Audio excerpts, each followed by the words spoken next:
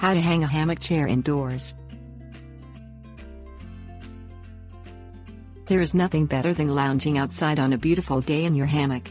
Whether you are swinging in the breeze along a beach somewhere or just hanging out in your backyard, hammocks and hammock chairs cannot be beat for their comfort and ease of use.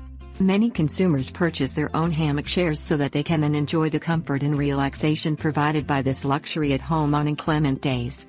If you have purchased a hammock chair and are ready to hang it indoors, follow these simple steps to get started.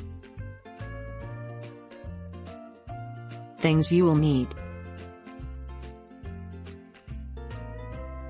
ladder, stud finder, drill, eyelet screw, pliers. Find a suitable location where you want to hang the hammock chair.